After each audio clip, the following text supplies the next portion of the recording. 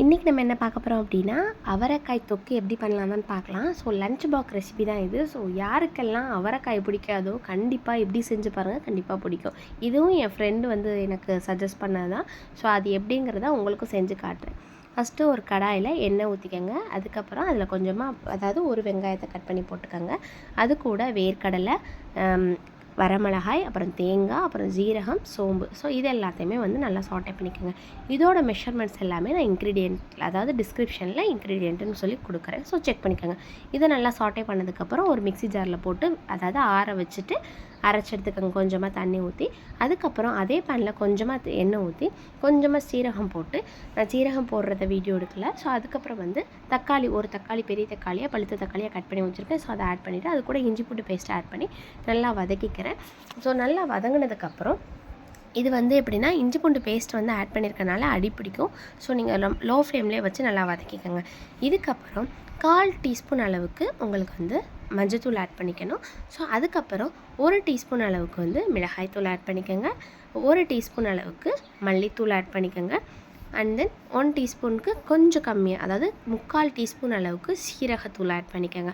So இது எல்லாத்தையும் add பண்ணி நல்லா மிக்ஸ் பண்ணிக்கோங்க. இதுக்கு தேவையான, காய்க்கு தேவையான அளவு உப்பு ஆட் பண்ணிக்கிறேன். ஸோ ஆட் பண்ணிவிட்டு நல்லா சாட்டே பண்ணிக்கிறேன்.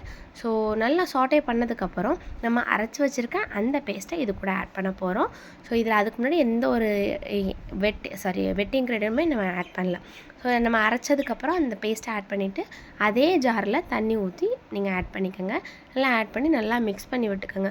கொஞ்சமாக எண்ணெய் பிரிஞ்சு வர்ற மாதிரி தெரியும். ஸோ அந்த டைமிங்கில் நீங்கள் கட் பண்ணி வச்சுருக்க அவரைக்காய், அதாவது பொடி பொடியாக கட் பண்ணி வச்சுருக்க அவரைக்காயை ஆட் பண்ணி நல்லா மிக்ஸ் பண்ணிக்கோங்க. ஸோ நல்லா மிக்ஸ் பண்ணி இதுக்கப்புறமும் கொஞ்சமாக தண்ணி விட்டு நம்ம மூடி போட்டு எடுத்துகிட்டு நம்ம சர்வ் பண்ண வேண்டியதாங்க.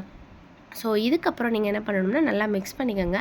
மிக்ஸ் பண்ணதுக்கப்புறம் கொஞ்சமாக தண்ணி விட்டு அதையும் நல்லா மிக்ஸ் பண்ணிக்கோங்க. ஒரு குழம்பு பதத்துக்கு வச்சு நீங்கள் லோ ஃப்ளேம்லேயே வச்சுருங்க. வச்சுட்டு நல்லா மிக்ஸ் பண்ணிவிட்டு ஒரு மூடி போட்டு மூடி ஒரு 15 நிமிஷம் வந்து திரும்ப ஃபுல் ஃப்ளேமில் வச்சு 15 நிமிஷம், 10லேருந்து 15 நிமிஷம் வந்து ஃபுல் ஃப்ளேம்லேயே வச்சு இது பண்ணுங்கள். இந்த மாதிரி ஒரு கிரேவி கன்சிஸ்டன்சி வந்ததுக்கப்புறம் ஒரு பெரட்டி இது மேலே வந்து மல்லி இலை தூவி நீங்கள் வந்து சாதத்தோடு மிக்ஸ் பண்ணி சாப்பிட்லாம்.